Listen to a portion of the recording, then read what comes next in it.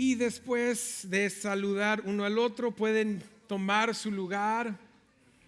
Pueden tomar su lugar. Y hoy estamos contentos y felices que vamos a seguir nuestro estudio en el libro del Evangelio de Marcos. Y estamos hoy iniciando en el capítulo 9. Y solo para darles un breve resumen de dónde estamos o dónde terminamos. El semestre pasado terminamos el capítulo 8 y llegamos a la confesión de Pedro. Hemos visto a lo largo de esta serie cómo Dios está llevando el corazón, cómo Jesucristo está llevando el corazón de sus discípulos para poder llegar al entendimiento de quién es Él. Porque hay un punto que es muy importante para todos nosotros y para todos en el mundo, es quién es la persona de Jesucristo. El argumento que tiene el mundo contra él no es que hubo un Jesús de Nazaret. El argumento que tiene el mundo contra él no es que Jesús de Nazaret tuvo sus discípulos, no es que Jesús de Nazaret fue un buen hombre. De hecho, si uno estudia diferentes filosofías, van a ver que en otras filosofías y religiones, Jesús de Nazaret se ve como un buen hombre. De hecho, los musulmanes dicen que Jesús es un profeta, un buen maestro. Los budistas también dicen que él fue un buen maestro de muy alto ejemplo de su persona, de cómo ser un hombre. Entonces, la persona de Jesús de Nazaret no es el problema. El problema es Jesús de Nazaret, el Mesías, hijo del Dios viviente, el Dios eterno, quien resucitó entre los muertos.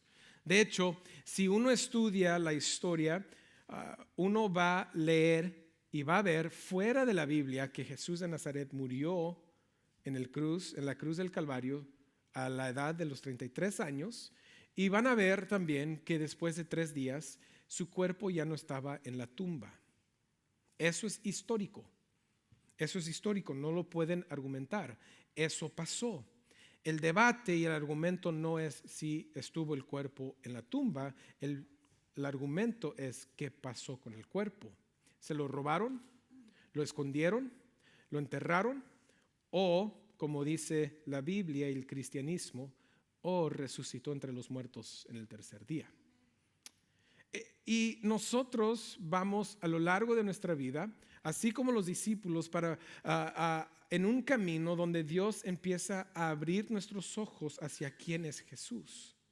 Ese es un trabajo que solo Dios puede hacer en nosotros, nadie más. Me encanta que cuando éramos niños nos enseñaban una canción que platicaba de cómo nosotros encontramos a Jesús, pero la verdad es que eso no sucede. Lo que sucede es que Dios nos encuentra a nosotros y Él nos abre los ojos y Él nos da Jesús por medio de la fe. Y esto es lo que Dios está haciendo en la vida de los apóstoles, de sus discípulos, mediante el camino a lo largo del libro del Evangelio de Marcos. Y Pedro en el capítulo 8 por fin llegó a decir: tú eres Jesús, tú eres el Hijo del Dios viviente, el Mesías.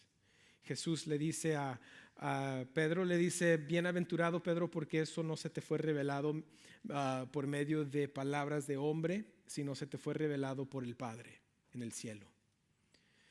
Y despuesito de eso, Jesús empieza a enseñar que Él tiene que sufrir, que Él iba a ser crucificado. Y el mismo Pedro, quien fue afirmado por medio de Jesucristo, ahora es reprendido por Jesucristo, porque Pedro le dice: eso no va a suceder con mi Mesías. Porque el Mesías de Pedro era de llegar y establecer el reino como el rey de Israel. Entonces él no podía entender una imagen del Mesías que iba a llegar sin el reino. Dice Pedro: entonces no va a suceder eso. Y Jesucristo le dice: te reprendo, Pedro, te reprendo y hazte atrás de mí, Satanás, le dice. ¿Por qué? porque los discípulos están llegando a poder ver, ok, este hombre tiene un poder, puede hacer milagros, a este hombre le obedecen los demonios, a este hombre le obedecen la tempestad, a este hombre lo hemos visto hacer cosas que nadie más hemos visto, que nadie más hemos visto. Y ellos están empezando a aprender o entender quién es este Jesús. Y ahora en el capítulo 9 en adelante se les va a revelar más de la naturaleza de Jesucristo para que ellos puedan llegar al entendimiento. So vamos a Marcos capítulo 9 versículo 1. Marcos capítulo 9 versículo 1.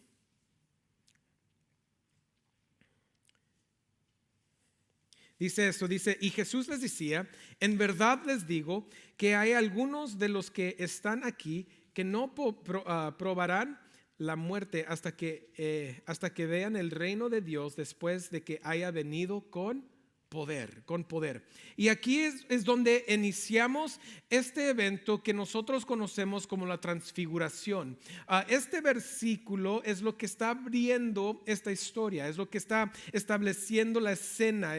Marcos nos está diciendo qué sucedió antes de que Jesús fue transfigurado, y esto es lo que sucedió. Jesucristo está hablando con sus discípulos después de haber dicho que él iba a tener que sufrir. Él les dice, en verdad les digo que hay algunos de los que están aquí que no van a probar la muerte hasta que vean el reino de Dios después de que haya venido con poder. Ahora, este versículo es un versículo que muchas veces trae mucha confusión, porque el pensar nuestro y el argumento es que pues Jesucristo no ha establecido su reino aquí en la tierra todavía. Entonces, ¿cómo puede ser que lo que dijo Jesús es verdad? Porque todos los discípulos ya murieron, no están vivos. Entonces, ¿de qué está hablando Jesús? Y Jesús está hablando de un momento en cual 3 de sus discípulos, vamos a ver ahorita, fueron invitados a poder subir al monte y ver a Jesucristo ser glorificado, su cuerpo glorificado, y ellos poder verlo de una manera gloriosa, transfigurado delante de ellos. Ahora vamos a Marcos capítulo 9 versículo 2 al 4 y dice esto, dice, 6 días después Jesús tomó con él Pedro, a Jacobo y a Juan y los llevó a ellos solos a un monte alto y se transfiguró delante de ellos. Sus vestiduras se volvieron resplandecientes, muy blancas, tal como ningún lavandero sobre la tierra las puede blanquear. Y se les apareció Elías junto con Moisés y estaban hablando con Jesús. So Marcos escribe, o Marcos está grabando esto y lo está escribiendo. De nuevo, les comunicamos esto cuando iniciamos esta serie, que el libro de Marcos, el Evangelio de Marcos, fue escrito por Marcos, pero la mayoría de los teólogos, todos creen y creemos que Pedro, el apóstol Pedro, le está dando su historia de Jesús. Se puede decir que estamos leyendo el Evangelio de Pedro, porque Pedro le está dando a Marcos lo que sucedió cuando él estaba con Jesucristo, y Pedro es el que le está dando la información a Marcos a escribir. Entonces, él dice que fue Pedro, fue Jacobo y fue Juan junto con Jesús a el monte alto. Pues ¿quién es Pedro? Sabemos, Pedro es el apóstol principal de la iglesia del Nuevo Testamento en Jerusalén. Sabemos que Pedro hizo la confesión, también sabemos que Pedro fue reprendido, sabemos que Pedro negó a Jesucristo 3 veces cuando entregaron a Jesús para ser crucificado, pero también sabemos que en el libro de San Juan o de Lucas, no, San Juan, que Jesucristo restaura a Pedro junto con sus discípulos, lo restaura a él al lado del agua, de la misma manera que Pedro había negado a Jesucristo 3 veces. Pedro es una persona y figura muy importante en la historia del Nuevo Testamento, de la iglesia y de los apóstoles. Jacobo es Santiago y su hermano es Juan. ¿Quién es Juan? pues Juan es el apóstol. Juan también es responsable por haber escrito el Evangelio de San Juan y también por haber escrito el libro del Apocalipsis, una visión que Dios le da a él, mientras que Juan, el apóstol, está sobre una isla, Patmos, y está solo, está aislado ahí en esta isla. Quiero decir, emperador de Roma lo mandó a esta isla a estar solo durante unos años, y él durante ese tiempo fue cuando Dios le da la revelación que ahora nosotros conocemos como Apocalipsis. Son tres personas muy importantes en la historia de los discípulos, los apóstoles y el Nuevo Testamento. Y ellos suben con Jesús y dice Marcos, está escribiendo que esto sucede 6 días, después de que Jesús les había dicho que les digo en verdad que hay unos de ustedes que no van a morir hasta que vean el poder de Dios y el poder del reino de Dios llegar aquí sobre la tierra. Esto es importante en los judíos porque el séptimo día siempre era como el día de poder cumplir algo, de día de perfección. O sea, eso es algo en el calendario que ellos ven como que, si Jesucristo les iba a dar la revelación, iba a ser durante el séptimo día. Él se invita a 3 de sus discípulos. Ellos suben y ¿qué ven? Ellos suben a un monte alto y ellos ven a Jesucristo transfigurar delante de ellos. ¿Qué significa la palabra transfiguración? Pues es la misma palabra griega que nosotros conocemos de Romanos capítulo 12 versículo 1, de ser transformado. Es un metamorfosis, donde nuestra naturaleza es completamente cambiada a algo diferente. Entonces Jesucristo, su cuerpo, su forma tomó otra forma. Ellos llegaron con su amigo, con su maestro, con su rabí, como ellos lo conocían, como lo veían, pero en este momento que se transfiguró Jesucristo, en esta transfiguración lo que ellos vieron fue algo completamente diferente. Y quizás la mejor manera de entender que vieron es la descripción que el apóstol Juan da en Apocalipsis capítulo 1. Porque él dice que él fue al cielo y al llegar al cielo él escucha una voz y esto es lo que ve. Dice: entonces me volví para ver de quién era la voz que hablaba conmigo, y al volverme vi 7 candelabros de oro. En medio de los candelabros vi a uno semejante al Hijo del Hombre. ¿Quién ha sido el Hijo del Hombre? Pues fue Jesucristo.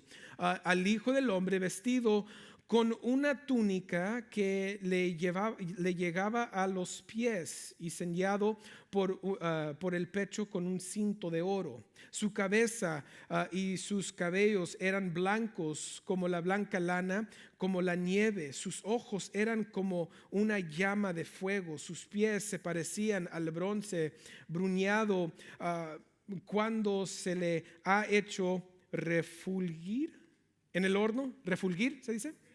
Refulgir en el horno. Muchas gracias.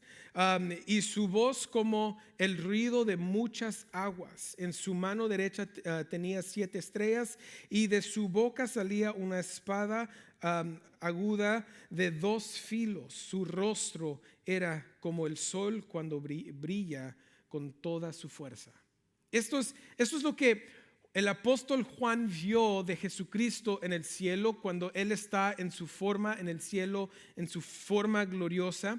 Y esto es quizás lo que también vio durante la transfiguración, cuando se dice que si Jesucristo transfiguró es que Él tomó su naturaleza. Él en ese momento se puso su naturaleza eterna, su naturaleza del cielo, y para poder ser visto, para poder que los apóstoles lo vieran de esta manera. Ahora, ellos lo ven y junto con él está Moisés y Elías. ¿Y qué representan estas personas? Moisés y Elías. ¿Por qué Moisés y Elías? Pues Moisés es una persona muy importante en el Antiguo Testamento. Moisés fue el instrumento que Dios utilizó para darle la ley a Israel, para poder establecer el pacto de la ley con Israel y cómo Israel iba a ser una nación separada delante de Dios, una nación para Dios. Y Moisés fue el que Dios utilizó para salvarlos de Egipto y establecer esto. ¿Quién es Elías? Elías es un profeta en el Antiguo Testamento que siempre, cuando leen la historia de él hablaba muy fuerte del arrepentimiento y también sabemos que Elías no murió, sino que él se lo llevó Dios al cielo sin él probar la muerte. Elías y Moisés son dos figuras muy importantes en el Antiguo Testamento. Y es más, si Moisés abre el pacto con Dios por medio de la ley, Elías lo iba a cerrar, porque la profecía era que el profeta Elías tenía que regresar antes de la segunda venida del reino de Jesús. Entonces había una confusión dentro de lo que eran los judíos y los apóstoles, porque si Jesús estaba llegando como el Mesías, ¿cómo puede ser si Elías no había llegado? Y ahorita vamos a llegar a eso. Pero ellos vieron a Jesús, Moisés y Elías. ¿Cómo supieron que era Moisés y Elías? ¿Lo reconocieron por vista? ¿Les dio quizás el Espíritu Santo el saber que era Elías? Pues yo diría que muy simple y sencillamente ellos escucharon una conversación que estaba teniendo Jesús con Elías y Moisés. Y en esa conversación Jesús dijo: ¿qué onda, Moisés? ¿Qué onda, Elías? Y ellos dijeron: Jesucristo, aquí estamos para servirte. Y de hecho en el libro de Mateo escribe que ellos estaban hablando sobre algo muy importante. Y ahorita llegamos a qué fue eso. Y vamos a Marcos 9, 5 al 6. Dice: entonces Pedro les dijo a Jesús: Rabí, bueno es que estamos aquí. Hagamos 3 enramadas, una para ti, otra para Moisés y otra para Elías. Porque él no sabía qué decir, pues estaban aterrados. Seguimos el 7 al 8. Entonces se formó una nube que los cubrió, y una voz salió de la nube: este es mi hijo amado, oigan a él. Y enseguida miraron en derredor, pero ya no vieron a nadie con ellos, sino Jesús solo. Ok. Ellos tienen esa experiencia. Jesús se ha transfigurado y está platicando con Moisés y Elías. Mateo nos dice que la conversación de ellos era sobre que Jesús ya estaba llegando al momento de tener que irse al cielo. Okay? Ellos ahora están escuchando una conversación sobre los días postreros o finales de la vida de nuestro Señor Jesucristo. ¿Y qué sucede en los días finales de Él? Pues sucede la semana de pasión, como le decimos. La semana donde Él es entregado, donde Él tiene que sufrir, donde Él tiene que morir sobre la cruz del Calvario, donde es crucificado y luego donde Él resucita. Y de hecho en Mateo sí dice que de su partida de aquí de la tierra, es decir, que ellos estaban empezando a escuchar algo quizás sobre la resurrección, y Jesucristo va a confirmar eso en unos versículos después. Pero ellos están escuchando esta conversación, y Pedro, como muchos de nosotros, cuando no sabemos qué decir, decimos lo que no debemos decir, ¿sí? Y Pedro es el buen ejemplo para todos, para muchos de nosotros. Yo soy como el apóstol Pedro. Yo soy, mi suegro me dice el atrabancado. Tengo mis opiniones y yo digo muchas cosas, y soy como el apóstol Pedro. Yo tengo que aprender cómo escuchar primero y luego hablar. Pero el apóstol Pedro es ese tipo de ejemplo. Él no sabía qué decir, pero dijo algo. Y cuando no sabemos qué decir y decimos algo, es cuando llegamos a decir cosas que no agradan a los demás. Yo me acuerdo, después de fallecer papá, habían amigos y jóvenes en la iglesia que después de varias semanas llegaban conmigo y decían cosas que nada que ver. Y en vez de simplemente decir: estamos orando por ti, no lo entendemos, pero estamos orando por ti, en vez de simplemente decir eso, decían otras cosas. Y yo decía, ¿y eso qué? O sea, ¿qué tiene que ver? Y yo me enojaba con ellos. Me enojaba porque decían, no sabían qué decir, decían lo incorrecto y causaban más problemas. Y muchos de nosotros somos de esa misma manera de persona, que cuando no sabemos qué decir, decimos algo y todavía causamos más daño. Y aquí Pedro, fíjense lo que hace Pedro. Pedro dice, vamos a hacer 3 enramadas. Quizás Pedro está diciendo, 3 enramadas significa que Moisés, Jesús y Elías están en el mismo nivel.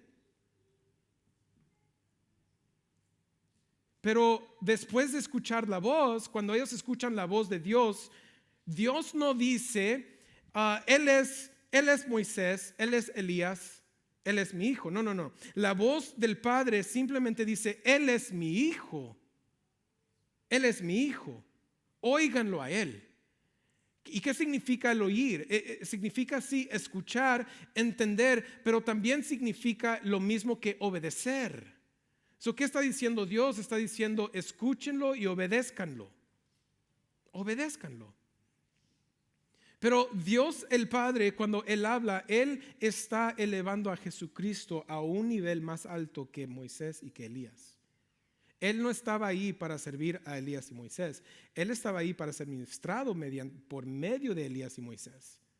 Pero Jesús era el Hijo divino. Jesús era el Hijo eterno. Jesús era el Hijo engendrado de parte de Dios. En Deuteronomio 18, Dios le había dicho a Moisés que iba a llegar un profeta como él y todos lo iban a tener que escuchar. Dice en Deuteronomio 18:15, dice, un profeta de medio de ti, de tus hermanos como yo, te levantará el Señor tu Dios, a él oirán. A él oirán. Lo mismo que dijo Dios, Él es mi hijo, óiganlo a Él, escúchenlo. Escúchenlo. El Salmo 2, capítulo 2, versículos 4 al 7.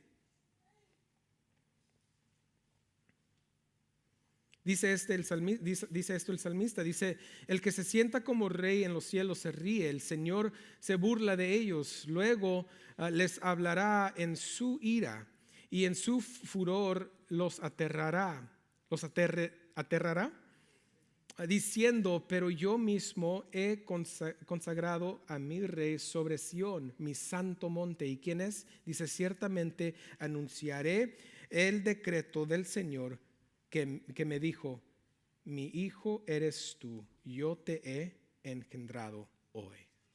Este es el Jesús que ellos estaban viendo. Esta es la voz que estaba afirmando a la persona de Jesús. Vamos a parar aquí por un momento, porque esto es muy importante para nosotros, muy importante. Primero, tenemos nosotros que saber quién es Jesucristo. La salvación no llega sin Jesús. La salvación y la vida eterna no llega sin Jesucristo.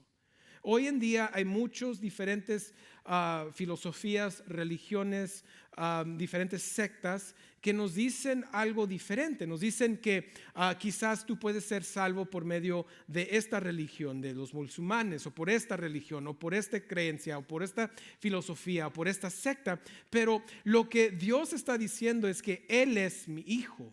Solo hay un hijo de Dios quien es eterno. Solo hay un hijo de Dios que es divino. Solo hay un hijo de Dios que vino a la tierra. Solo hay un hijo de Dios quien fue crucificado en nuestro lugar. Solo hay un hijo de Dios que fue resucitado entre los muertos. Y solo hay un hijo de Dios que se ha sentado en su trono a la diestra del Padre, en cual el Padre le ha entregado a él el dominio, el poder reinar sobre su gente y sobre su pueblo, y ese es Jesucristo de Nazaret.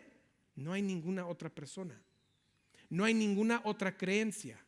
El otro día platicaba con una persona que había llegado aquí a la iglesia a hacer unos trabajos y él me empieza a decir un poco de su historia y me dice, pues es que todos somos igual, yo vengo de esto, pero todos somos igual, todos tenemos el mismo Dios, todos vamos a llegar al mismo lugar.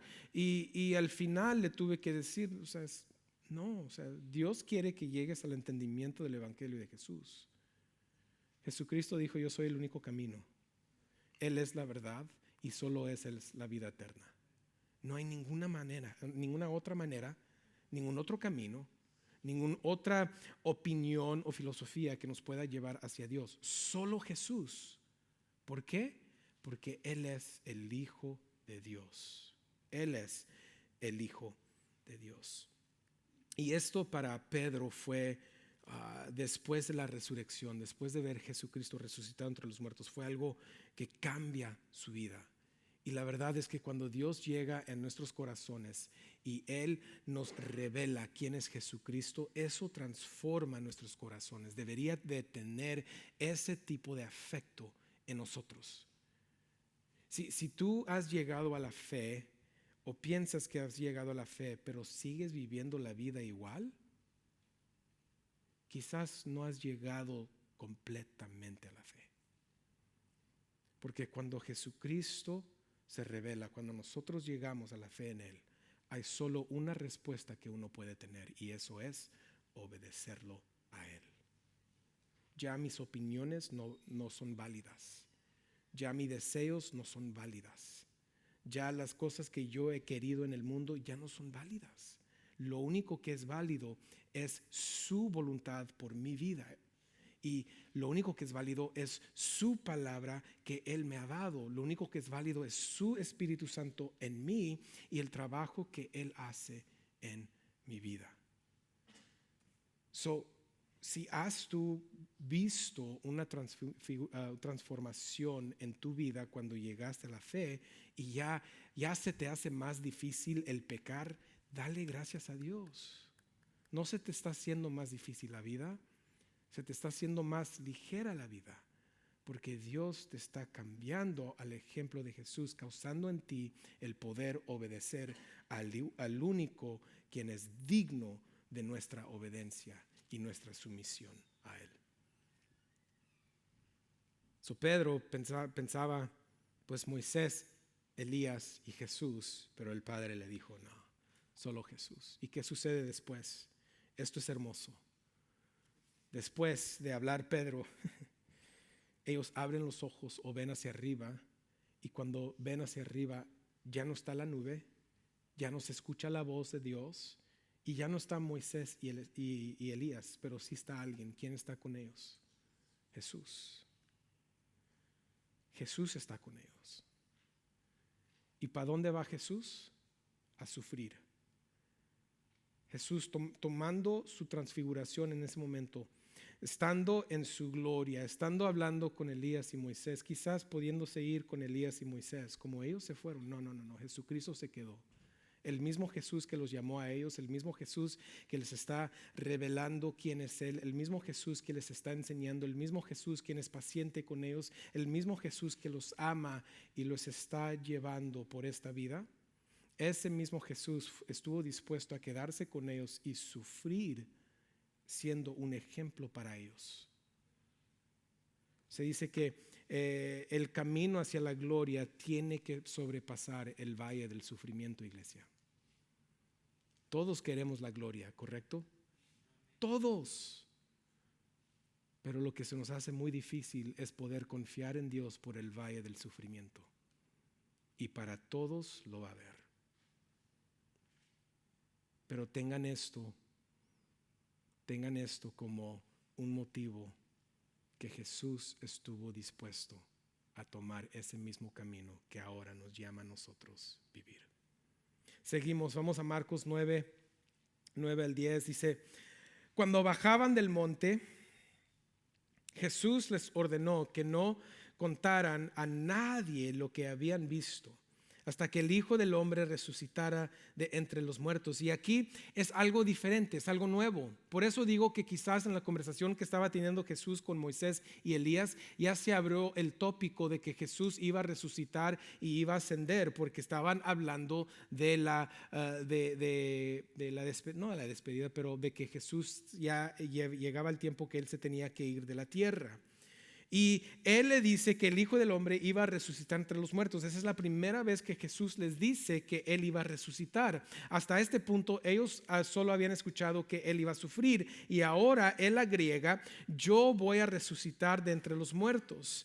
Y se guardaron para sí lo que fue dicho, discutiendo entre sí qué significaría eso de resucitar de entre los muertos. Ellos no habían escuchado eso, lo escuchan por primera vez. Jesús le está dando otra pieza del rompecabezas. Ya va a la mitad o tres cuartos del rompecabezas del Evangelio. Ya lo están viendo, lo están entendiendo. Ahora Jesucristo le está dando estas piezas finales para que ellos puedan ver el imagen completo, que ellos puedan entender de qué estaba hablando anteriormente, porque no nos podemos deshacer de la verdad de que después de que Jesús les dijo que él iba a sufrir y ellos no lo querían aceptar, fue cuando él se transfiguró para ellos escuchar y ver de Dios el Padre: este es mi hijo, óiganlo. ¿Y qué le dicen inmediatamente después de eso? Voy a morir. Ese es el punto, voy a morir. Versículo 11 al 13. Le preguntaron a Jesús: ¿por qué dicen los escribas que Elías debe venir primero?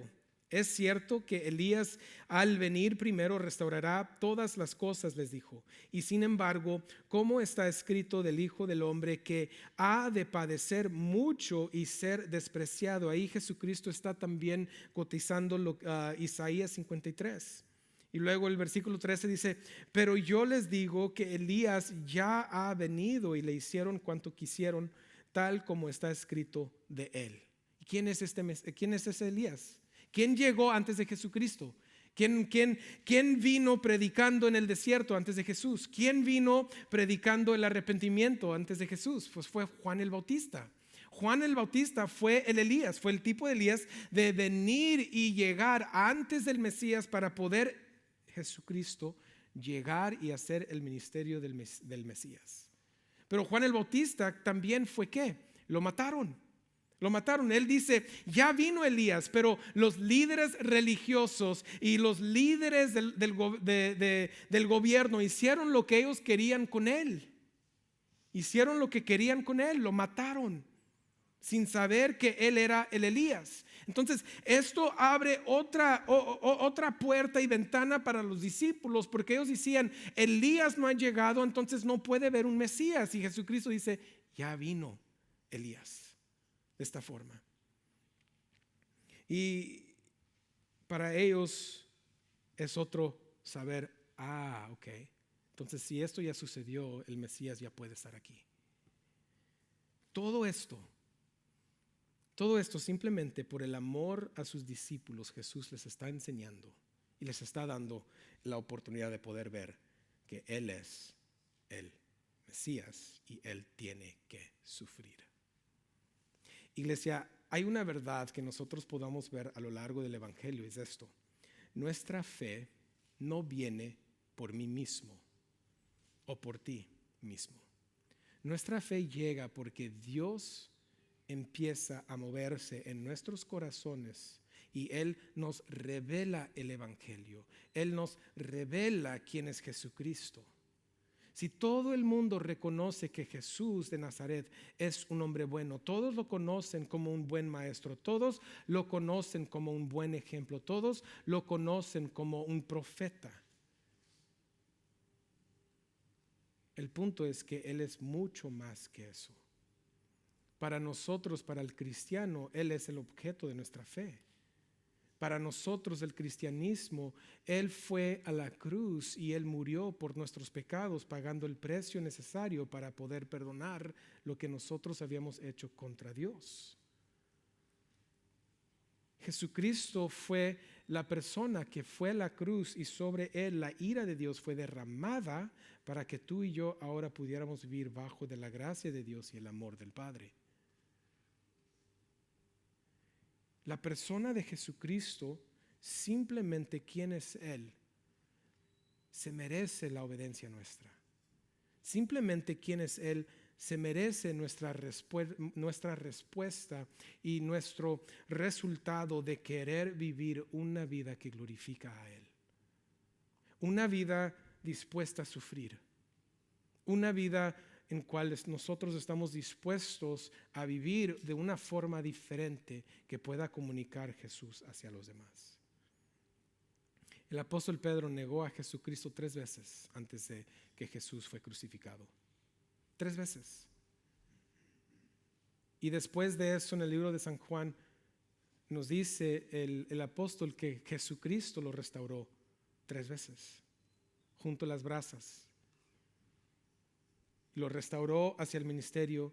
Y luego de ese momento en adelante, algo sucedió en Pedro, iglesia. Pedro estuvo dispuesto a sufrir por la persona de Jesús, porque por fin en esos momentos fue cuando Pedro vio a Jesús claramente quién era él.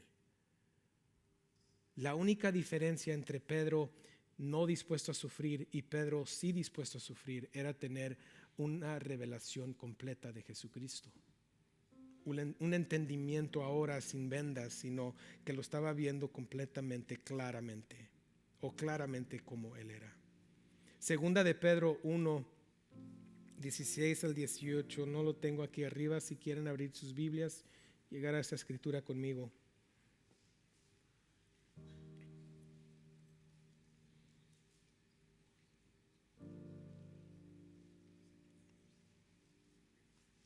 Segunda de Pedro, capítulo 1, versículo 16.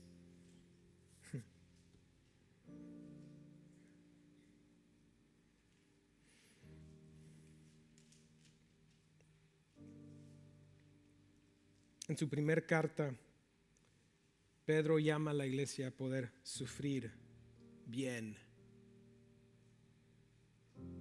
En su segunda carta, versículo 16, capítulo 1, dice: porque cuando les dimos a conocer el poder y la venida de nuestro Señor Jesucristo, no seguimos fábulas ingeniosamente inventadas, sino que fuimos testigos oculares de su majestad. Pues cuando él recibió honor y gloria de Dios Padre, la majestuosa gloria le hizo esta declaración: este es mi Hijo amado, en quien me he complacido. Nosotros mismos escuchamos esta declaración hecha desde el cielo cuando estábamos con él. ¿En qué? En el monte santo. ¡Pum!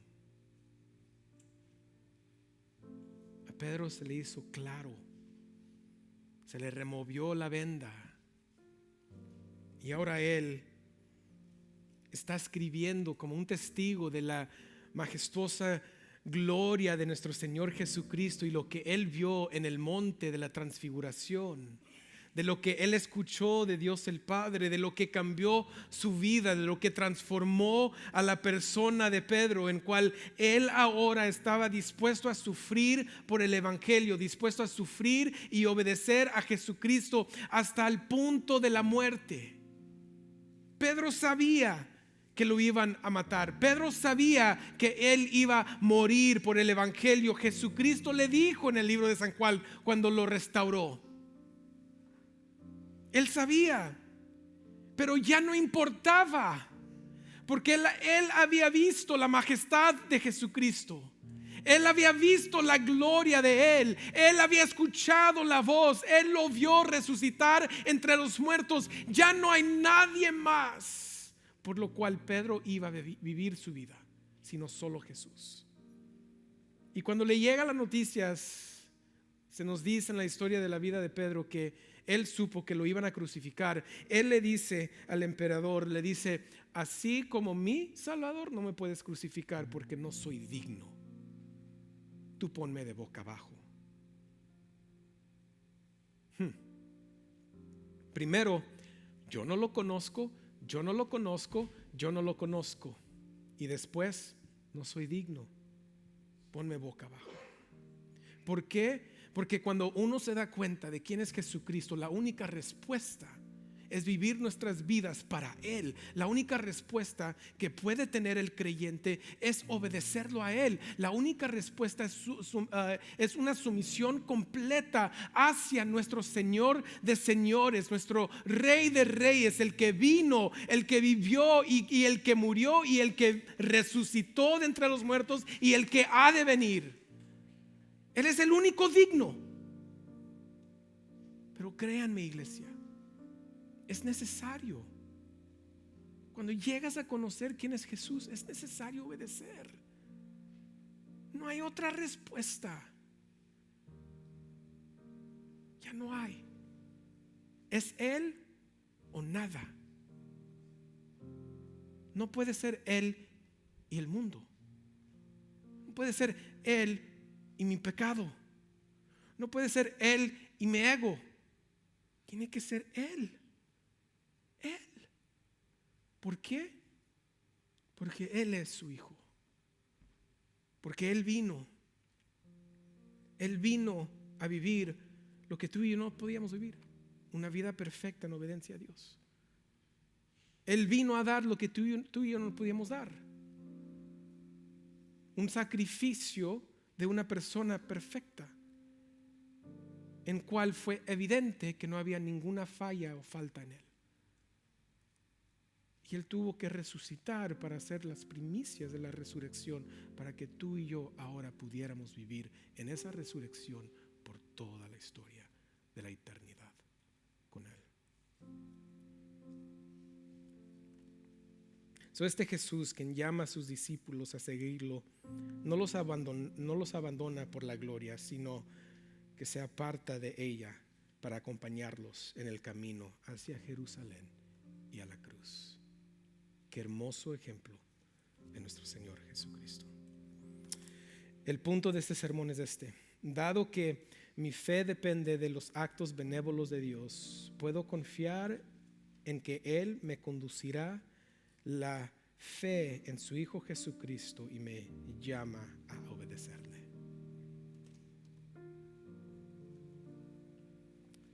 Si vas a llegar a la fe en Jesús, no va a ser por tu trabajo, por tus obras, va a ser por los actos benévolos del Padre.